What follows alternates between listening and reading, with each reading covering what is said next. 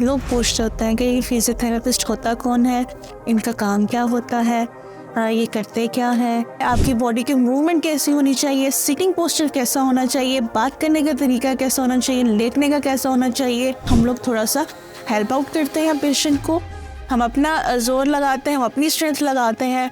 वे भी जब sphere operate होता है, जॉइंट का ऑपरेट होता है, तो उसकी मूवमेंट को बंद कर दिया जाता है, पीओपी लगा देते हैं, प्लास्टर ऑफ पेरिस लगा दिया जाता है, और तो फिर वो उसकी मूवमेंट नहीं हो पाती। ग्रेडिंग सिस्टम क्या होता है? 0 to 5, ठीक है। 0 to 5 हमारी ग्रेडिंग सिस्टम होती है। 0 का मतलब होता है वो बिल्कुल भी नहीं काम कर सकता मसल, उसको भूल ही गया टोटली, ठीक है। और 5 का मतलब होता है एक्टिवली यानी परफॉर्म कर लेना, मसल का इम्प्रूवमेंट शो करना। हम लोग इसको ऑपरेट के थ्रू यानी कि उसको थोड़ा सा एनेस्थीसिया देकर हम लोग दोबारा उसको इतनी फोर्स के साथ उसको मैनिपुलेट यानी कि वैसे मूवमेंट्स दे देते होते हैं। ये है, अगर आर्म का यहाँ तरफ उसकी मूवमेंट है और इसके यहाँ से एक्सटेंड करने की इतनी मूवमेंट है, हम लोग डीप प्रेशर्स दे रहे होते हैं, स्ट्रेचिंग कर रहे होते हैं, सो दैट कि जो टिश्यूज़ के अंदर जो पेन होती है, कोई भी इन्फ्लेमेशन है या कोई भी फ्लूइड अगर ट्रैप्ड हुआ है, उसको ख़त्म किया जा सके। जब हम लोग पानी के अंदर बैठते हैं तो हम लोगों का प्रेशर, पानी का अपना जो प्रेशर है वो हमारी बॉडी को लग रहा होता है, और वो ज़रा ज़्यादा होता है एज़ कम्पेयर टू एयर के। तो प्रेशर भी डालना है इवन के, तो वो ऐसी मोडालिटीज़ मौजूद होती है। हम उनको यूज़ करके मसल को इवन के रिकॉल करवाते हैं, नर्व्स के साथ हम लोग कॉन्टेक्ट करवाते हैं। अस्सलाम वालेकुम, myself is doctor Rida Ahmad from Lahore, Pakistan. मैं बेसिकली फिजियोथेरेपिस्ट हूँ, ठीक है। और मेरा मकसद ये वीडियो बनाने का ये है जस्ट कि हम लोग अक्सर औकात एज अ फिजियोथेरेपिस्ट लोग पूछते होते हैं कि ये फिजियोथेरेपिस्ट होता कौन है, इनका काम क्या होता है, ये करते क्या है, मीन्स कि इनके डोमेन का नहीं, वो कंफ्यूज कर जाते हैं। बिकॉज आजकल इतने यहाँ पर है नहीं, स्कोप इतना नहीं है, या इसको समझ लें कि इसके बाद अवेयरनेस नहीं है इसके बारे में, ठीक है। तो थोड़ा सा इसको एलेबोरेट करने की मैं थोड़ी सी कोशिश करती हूँ, होप सो कि आप लोगों को समझ आ जाए इस चीज़ की। फिजियोथेरेपिस्ट और फिज़िकल थेरेपी दोनों तकरीबन, बल्कि दोनों है एक ही चीज़, ठीक है। लेकिन कुछ कंट्रीज़ में इसको फिज़िकल थेरेपी कहा जाता है और कुछ कंट्री में इसको फिजियोथेरेपिस्ट कहा जाता है, ठीक है। शॉर्ट फॉर्म में हम लोग इसको कह देते हैं तो फिजियोथेरेपिस्ट, ठीक है। और बेसिकली फ़िज़िकल थेरेपी का मकसद क्या है, इनके अंदर क्या क्या डोमेन्स आती हैं, क्या क्या मोड्स आते हैं, क्या क्या मॉड्यूल्स आते हैं, कि हम लोगों की रेंज क्या है, हम लोगों ने करना क्या होता है। हम लोगों के पास राउंड अबाउट 8 मॉड्यूल्स आते हैं, ठीक है। जिसमें से जो सबसे पहले आता है वो एजुकेशन का आता है, कि हम लोग बताते हैं कि एजुकेशन यानी कि एजुकेट करते हैं। हम लोग पेशेंट को बताते हैं या फिर किसी भी ह्यूमन बीइंग को बताते हैं, किसी भी बीइंग को हम लोग ये बताते हैं कि आपका मकसद क्या है, आपकी बॉडी का मकसद क्या है, आपकी बॉडी की रेंज क्या है, आपकी बॉडी की मूवमेंट कैसी होनी चाहिए, सिटिंग पोस्चर कैसा होना चाहिए, बात करने का तरीका कैसा होना चाहिए, लेटने का कैसा होना चाहिए, बैठने का कैसा होना चाहिए, चलने का इवन के कैसा होना चाहिए, यानी कि पोस्चर्स की बात करते हैं हम लोग। एजुकेट करना कि आपकी लिविंग यानी कहते हैं ना किसे वे ऑफ लिविंग, आपका वो कैसा होना चाहिए, तो हम लोग इसके अंदर ये डिस्कस करेंगे। दूसरा हम लोग उसको एजुकेट करते हैं, डिस्कस क्या, हम लोग उससे बैठ के पेशेंट के साथ बैठते हैं, उनसे हम लोग बातचीत करते हैं, उनकी इवन की हिस्ट्री लेते हैं कि पीछे कोई इशू तो नहीं चला। फिर उसके बाद पहले हम लोग उसके बारे में देखते हैं, उसका A to Z इसकी हिस्ट्री लेते हैं, और फिर उसके बाद हम लोग उसके अकॉर्डिंगली उसको ट्रीट करते हैं, उसके अकॉर्डिंगली उसको एजुकेट करते हैं। आपका ये वे ऑफ लिविंग होना चाहिए, ये वे ऑफ लिविंग होना चाहिए, ये करना चाहिए, अगर ये सिचुएशन आए तो इस तरह किया जा सके, ठीक है। ये हो गया पहला मॉड्यूल। दूसरा मॉड्यूल आता है therapeutic exercises. Therapeutic exercises, therapeutic means के थेरेपी रिलेटेड एक्सरसाइजेस आ जाती हैं हमारे पास। थेराप्यूटिक एक्सरसाइजेस की मैं बात करती हूँ तो इसमें हम लोग थेरेपी से रिलेटेड जो एक्सरसाइजेस करवाई जाती हैं, सो दैट कि इसकी रेंज ऑफ मोशन को देखा जाए। रेंज ऑफ मोशन होता है या रेंज ऑफ मूवमेंट से कह सकते हैं कि किसी भी हमारी बॉडी के अंदर जो जितने भी मसल्स पाए जाते हैं उनकी मूवमेंट कितनी होनी चाहिए, अगर मैं फ़र्ज़ करती हूँ ये मेरी फिंगर है, हाफ फिंगर की मूवमेंट है, उसने यहाँ तक जाना है और यहाँ से यहाँ तक एक्सटेंड हो सकती है, यहाँ से फ्लेक्स हो सकती है और यहाँ से एक्सटेंड हो सकती है। ये उसकी रेंज ऑफ मोशन आ गई, रेंज ऑफ मूवमेंट आ गई, ठीक है। हम लोगों ने उसकी एक्सरसाइजेस करवानी होती हैं, आइदर वो पैसिव हो या एक्टिव हो। पैसिव एंड एक्टिव का मकसद क्या होता है? जो पैसिव का मतलब होता है कि हम लोग थोड़ा सा हेल्प आउट करते हैं पेशेंट को, हम अपना जोर लगाते हैं, हम अपनी स्ट्रेंथ लगाते हैं और मूवमेंट फिर उसको परफॉर्म करते हैं उस रेंज ऑफ मोशन को। और एक्टिव मूवमेंट्स क्या होती हैं? जैसे कि वो खुद कर रहा हो, ठीक है। ये आ गया हमारे पास थेरेप्यूटिक एक्सरसाइजेस की बात आ गई। थर्ड मॉड्यूल आता है मसल री एजुकेशन का, ठीक है। अब मसल री एजुकेशन क्या होता है? ये इसके नाम से ही पता चल रहा है, इसके नाम से ही पता चल रहा है कि मसल री एजुकेशन क्या है। मसल री एजुकेशन यानी कि कोई भी मसल वो किसी भी पैरालिसिस की वजह से या किसी भी हादसे की वजह से, किसी भी एक्सीडेंट की वजह से मसल अपनी मूवमेंट भूल जाता है, या किसी भी कभी भी जैसे अगर हम लोग देखते हैं कि ऑपरेट करने के बाद भी जब स्फीयर ऑपरेट होता है, जॉइंट का ऑपरेट होता है, तो उसकी मूवमेंट को बंद कर दिया जाता है, पीओपी लगा देते हैं, प्लास्टर ऑफ पेरिस लगा दिया जाता है, और तो फिर वो उसकी मूवमेंट नहीं हो पाती। अब उसकी जो मूवमेंट है उसको दोबारा से रीएजुकेट करना, जब उसको कुछ अरसे के लिए उसको बिल्कुल ही बंद किया जाता है, उसकी मूवमेंट नहीं करवाई जाती, तो मसल भूल जाता है, ठीक है। वहाँ पर जो हमारे ब्रेन से जो मैसेज जा रहा होता है मसल को कि इसकी मूवमेंट ही मेरी ये है, फलानी मूवमेंट करता है, ये फ्लेक्स करता है, ये एक्सटेंड करता है, वो उसकी भूल जाए, ठीक है। उसको तो फिर दोबारा हम लोग रीएजुकेट करते हैं। रीएजुकेट करना उसका मकसद क्या होता है कि हम लोग उसको मैनुअली भी करते हैं, ठीक है। हम लोग कुछ मोडालिटीज़ भी यूज़ करके हम लोग उसको देखते होते हैं कि हाँ आपकी मूवमेंट ये है, मसल को हम लोग बताते हैं, ठीक है, कि इस तरह मूव करोगे तो वो ये हो जाएगा। जैसे कि फ़र्ज़ करें कि ये एक, मैं अगेन फिंगर की ही बात करती हूँ, चलिए रिस्ट की बात कर लेता है। रिस्ट की मैं बात करती हूँ तो अगर मेरा ये बिल्कुल कुछ अरसे के लिए 2-3 माह के लिए या फिर इससे भी ज़्यादा माह के लिए अगर हम लोग मैं इसकी मूवमेंट नहीं करती, तो फिर जब मैं मूवमेंट करना स्टार्ट करूँगी तो मुझे पेन होगी। वो क्यों होगी? मसल भूल गया मेरी मूवमेंट क्या है, ठीक है। उसको दोबारा बताना, उसको सिखाना, मैं उसकी ऊपर मूवमेंट करूँगी, अपने हैंड से करूँगी, जहाँ जहाँ तक हो सकता है, पहले हो सकता है यहाँ तक जाए, फिर उसके बाद जब थोड़ी सी एक्सरसाइजेस करवा के फिर उसकी मूवमेंट यहाँ पर आ जाएगी, फिर उसकी मूवमेंट यानी कि जितनी मुझे चाहिए वो फिर उतनी मूवमेंट वो करता रहेगा, ठीक है। यानी कि मसल को रीएजुकेट करना, वो भी मैनुअली हम लोग उसको करवा रहे होते हैं, एज अ फिजियोथेरापिस्ट हम लोग उसको रिलेट कर रहे होते हैं। आगे आ जाते हैं 4 जॉइंट मोबिलाइजेशन, ठीक है। इसमें मसल रीएजुकेशन के अंदर हम लोग एक और चीज़ है, वो आ जाती है ग्रेडिंग सिस्टम, ठीक है। अब ग्रेडिंग सिस्टम क्या होता है? 0 to 5, ठीक है। 0 to 5 हमारी ग्रेडिंग सिस्टम होती है। 0 का मतलब होता है वो बिल्कुल भी नहीं काम कर सकता मसल, उसको भूल ही गया टोटली, ठीक है। और 5 का मतलब होता है एक्टिवली यानी परफॉर्म कर लेना, मसल का इम्प्रूवमेंट शो करना, वो मसल रीएजुकेशन में आ जाएगा। ग्रेडिंग सिस्टम को हम लोग मेनली इसके अंदर लेकर आते हैं। आगे आ जाते हैं जॉइंट मैनिपुलेशन। जॉइंट मैनिपुलेशन में क्या होता है? हम लोग मेनली करवाते ही पैसिव मूवमेंट्स हैं। अगर फ़र्ज़ करें कि कोई भी मूवमेंट है वो बिल्कुल ही जैसे सर्जरी के बाद हम लोग मेनली, मैं अगेन आपको एग्जांपल दे रही हूँ, कोई भी सर्जरी करवा देते होते हैं, उसके बाद उसकी मूवमेंट को ख़त्म कर देते होते हैं, यानी कि रोक देते हैं, सो दैट कि उसकी रिकवरी हो सके। जो हम कट लगे हुए हैं, जो भी उसके अंदर हम लोग वो उन्होंने कुछ भी एंटर किया हुआ है, वो उसको नॉर्मलाइज करने के लिए सॉफ्ट टिश्यूज़ नॉर्मल हो जाएं, मसल्स नॉर्मल हो जाएं, यानी कि सारा कुछ नॉर्मल जब हो जाता है फिर उसके बाद हम लोग उसकी मूवमेंट करवाते हैं मसल्स की। तो उसके जॉइंट मैनिपुलेशन में क्या होता है? जब वो भूल जाता है, जब इतनी ज़्यादा मूवमेंट नहीं होती तो फिर वो टोटली भूल जाता है मसल, उसको दोबारा रिकॉल करने के लिए हम लोग पैसिव मूवमेंट करवाते हैं।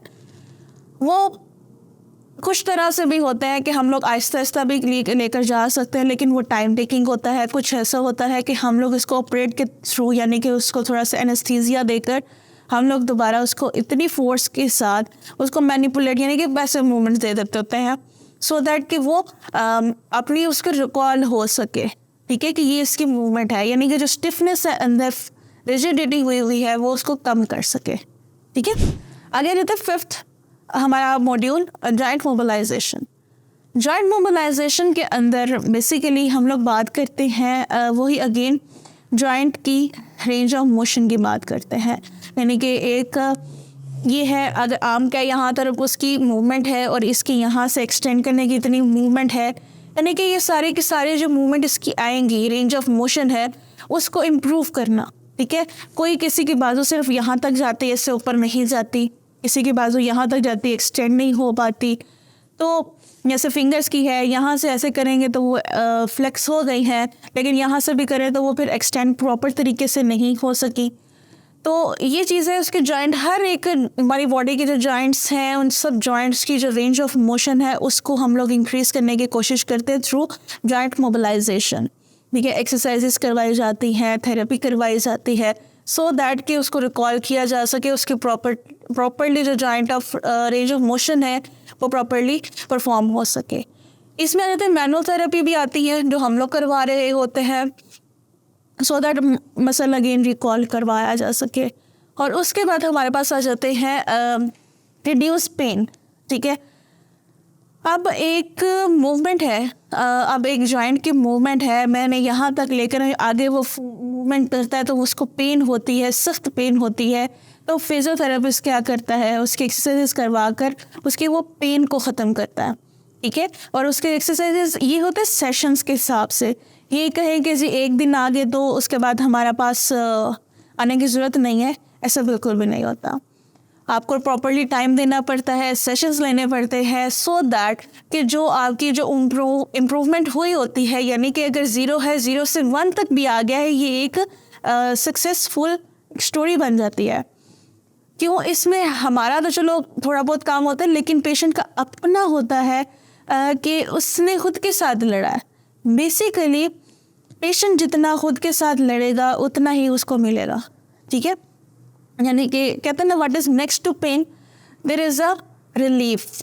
ठीक है, तो हम लोग ये चीज़ करते हैं कि हमारा मेन मोटिव क्या होता है कि पेन के बाद थोड़ी सी पेन बर्दाश्त करें और उसके बाद उसको रिलीफ मिल जाता है और वो प्रॉपरली अपना जो वे ऑफ लिविंग है, नॉर्मल वे ऑफ लिविंग है, वो इसको एंजॉय कर सके। अगला हमारा 6th जो मॉड्यूल है वो है soft tissue mobilization. Soft tissues mobilization का हम लोग इसके अंदर क्या करते हैं, हम लोग डीप प्रेशर्स दे रहे होते हैं, स्ट्रेचिंग कर रहे होते हैं, सो दैट कि जो टिश्यूज़ के अंदर जो पेन होती है, कोई भी इन्फ्लेमेशन है या कोई फ्लूइड अगर ट्रैप्ड हुआ है उसको ख़त्म किया जा सके। यानी कि सॉफ्ट टिश्यूज़ की जो मूवमेंट है हम लोग उसके ऊपर काम करते हैं। उसके हम लोग कुछ प्रेशर्स दे रहे होते हैं, कुछ ऐसे होते हैं मसल्स जो स्टिफ हुए हुए होते हैं, वो प्रॉपरली परफॉर्म नहीं करते, वो अपने मूवमेंट करें तो वो पेन कॉज करते हैं, तो हम लोग उसको क्या कहते हैं, डीप प्रेशर दे रहे होते हैं। या और फिर उसके बाद हम लोग उसकी स्ट्रेचिंग कर रहे होते हैं अपोजिट साइड पे, सो दैट उसको पता चले कि मेरा क्या काम था। ठीक है, यानी कि हम लोग जितनी भी मसल्स को हम लोग जितनी भी मूवमेंट देंगे, जितना ज़्यादा हम लोग उसके ऊपर थोड़ा सा पेन थोड़ा सा को बेयर करेंगे, तो तब हम लोगों को जाके रिजल्ट्स मिलते होते हैं। हमेशा कोई भी जो चीज़ है हमारी बॉडी के अंदर, हम लोग उसको जितना कॉज पेन करेंगे तो हम लोगों को कुछ उसका रिस्पॉन्स मिलता है। ठीक है, आगे आ जाता है हमारे पास 7th मॉड्यूल, जिसे हम लोग कहते हैं हाइड्रोथेरेपी। हाइड्रोथेरेपी इट्सेल्फ बता रहा है कि इसका क्या काम है। Hydro means water. ठीक है, अब वाटर है और थेरेपी का मतलब एक्सरसाइजेस थेरेपी करना। तो हाइड्रोथेरेपी का मतलब क्या होगा, ऐसी एक्सरसाइजेस जो हम लोग पानी के अंदर, पूल के अंदर, यानी कि इन एरियाज़ के अंदर, यानी पानी के साथ हम लोग उसके साथ एक्सरसाइजेस करवाए जाते हैं। बिकॉज जो पानी है जब हम लोग पूल के अंदर डालते हैं तो बैठते हैं, जब हम लोग पानी के अंदर बैठते हैं तो हम लोगों का प्रेशर, पानी का अपना जो प्रेशर है वो हमारी बॉडी को लग रहा होता है और वो ज़रा ज़्यादा होता है एज़ कम्पेयर टू एयर के। ठीक है, अगर मैं यहाँ पर बैठी हुई हूँ, मैं अपने मूवमेंट या इवन के अपने हाथों की जो मूवमेंट कर रही हूँ वो आराम से कर रही हूँ, मुझे इतनी ज़ोर नहीं लगाना पड़ा, मैं इतना इसके ऊपर स्ट्रगल नहीं करनी पड़ रही। लेकिन अगर यही काम में अगर अपने हाथ की मूवमेंट करनी होती है, कभी आप उसके ऊपर टब के अंदर भी पानी जब डालते हैं तो हम लोग जब मूवमेंट कर रहे होते हैं तो देख रहे होता है कि हम लोगों को थोड़ी सी फोर्स लगती है। ठीक है, बिकॉज जो पानी है वो खुद हमारे बॉडी के ऊपर प्रेशर डाल रहा होता है। तो इस हाइड्रोथेरेपी के अंदर भी यही काम होता है। जिसको आर्थराइटिस का इशू होता है, जॉइंट्स का इशू होता है, जिनकी बोन्स वीक भी होती हैं इवन के, उनको वापस लेकर आना, वापस उनकी जो पेन को रिलीव करने के लिए हम लोग मेनली हाइड्रोथेरेपी का इस्तेमाल करते हैं, सो दैट कि उनकी जितनी जो रेंज ऑफ मोशन है वो प्रॉपरली अच्छे तरीके से बाहर आ सके। As compare to air exercises हम लोग हाइड्रोथेरेपी के ऊपर भी फोकस करते हैं सो दैट कि जल्दी से जल्दी रिकवर हो सके। लेकिन उस जल्दी के रिकवर के अंदर भी हम लोग ये बात करते हैं कि पेशेंट की अपनी विल होनी ज़रूरी है। कोई भी काम करना है, कोई भी एक्सरसाइजेस करनी है, कोई भी अपने अदर फिजियोथेरेपिस्ट के पास जाना है, तो आपको मेनली खुद के अंदर इतनी स्ट्रेंथ होनी चाहिए कि हाँ मैं ये कर सकता हूँ या कर सकती हूँ, तब आप जाके ये कर सकते हैं। आपका अपना ही इसके अंदर रोल होता है, पेशेंट का इट्स रोल होता है एज़ कम्पेयर टू फिजियोथेरेपिस्ट के। हम लोग तो गाइड करेंगे, हम लोग आपको बताएंगे, लेकिन जब तक पेशेंट की अपनी विल नहीं होगी रिकवर होने की, तब तक हम लोग भी कुछ नहीं कर सकते, तो उतना रिजल्ट नहीं आता। ऐसे ऐसे पेशेंट्स भी होते हैं, मैं खुद भी उसको डील कर रही होती, जब उनकी अपनी विल होती है तो वो 1 दिन क्या 2 दिनों के अंदर अंदर भी वो अपना आप को रिकवर कर जाते हैं और चल के जाते हैं, अपने पैरों पे चल के जाते हैं, क्योंकि उनके अंदर अपनी विल होती है, उनके अंदर पेन बर्दाश्त करने की कुव्वत ज़्यादा होती है, स्ट्रेंथ ज़्यादा होती है और वो उसके ऊपर काम करते हैं। हाँ कि मैंने नॉर्मल अपना ज़िंदगी गुजारनी है, किसी के सहारे नहीं रहना, ठीक है। तो ये चीज़ आ जाती है हाइड्रोथेरेपी के अंदर। हम लोग पानी के अंदर 8th और लास्ट मॉड्यूल हमारे पास आ जाता है, वो मोडालिटीज़ का आ जाता है। मोडालिटीज़ क्या होती है, यानी कि इक्विपमेंट्स। हम लोग जो इक्विपमेंट्स यूज़ कर रहे होते हैं वो हम लोग हमारी जो बॉडी के ऊपर, हमारे मसल्स के ऊपर जो उसका अपना इम्पैक्ट डाल रहे होते हैं, उसकी बात कर रहे हैं हम लोग। वो आइदर थर्मल हो, आइदर इलेक्ट्रिकल हो, आइदर किसी भी तरीके से अगर हम लोग इसकी बात कर रहे हैं, क्योंकि प्रेशर भी डालना है इवन के, तो वो ऐसी मोडालिटीज़ मौजूद होती है। हम उनको यूज़ करके मसल को इवन की रिकॉल करवाते हैं, नर्व्स के साथ हम लोग कॉन्टेक्ट करवाते हैं। देखिए कोई भी मसल है ना, मूवमेंट करनी है तो वो मूवमेंट किस तरह करेगा, जब तक ब्रेन उसे मैसेज नहीं देगा तो तब तक मूवमेंट नहीं करेगा। हम लोग वो जो ब्रेन से मैसेज जाना होता है मसल के अंदर, उसको इम्प्रूव करने के लिए इन मोडालिटीज़ का मेनली यूज़ करते हैं, सो दैट कि वो अपनी रेंज ऑफ मोशन है वो उसको दोबारा देख सके, उसके ऊपर वर्क कर सके। इवन के जो इन्फ्लेमेशन हो रही होती है हमारी, जैसे इवन के स्वेलिंग हुई होती है, उसको भी रिड्यूस करने के लिए इन मोडालिटीज़ का हम लोग यूज़ करते हैं। हीट जो सी हम लोग पॉज करते हैं, सो दैट मसल को जो स्टिफनेस है उसको कम किया जा सके, वो रिलैक्स्ड हो, और जितने ज़्यादा मसल रिलैक्स्ड होंगे, फ्लेक्सिबल होंगे, वो उतना अच्छा परफॉर्म करेंगे। तो इन शॉर्ट ये सारी की सारी आपको डिटेल में बताई है, आपसे डिस्कस की है। उसमें इन शॉर्ट मैं बात करूँ तो फिज़िकल थेरेपी का मकसद क्या होता है, कोई भी मसल है, कोई भी जॉइंट है, उसको नॉर्मल से इम्प्रूवमेंट की तरफ लेकर जाना, और इम्प्रूवमेंट से एक्टिवनेस की तरफ लेकर जाना। यानी कि आप कोई भी डिपेंडेंट लाइफ है उसको इंडिपेंडेंट लाइफ में लेकर जाना, अपने वे ऑफ लिविंग को अच्छे तरीके से लेकर चलना, ठीक है। और किसी का सहारा आप बनो, ना कि आपको किसी के सहारे की ज़रूरत बने। तो ये चीज़ होती है, और इसमें हम लोग आपसे ज़्यादा से ज़्यादा हेल्प कर सकते हैं। आई होप सो कि आपको इसके ऊपर यानी कि कुछ समझ आ गई होगी कि हमारी डोमेन क्या है, हम लोग करवाते क्या हैं, और उनको हम लोग सेशंस किस तरह दे रहे होते हैं। Thank you so much. Next time आपसे इंशाल्लाह फिर मिलेंगे, तब तक के लिए अपना ख्याल रखिएगा। अल्लाह हाफ़िज़।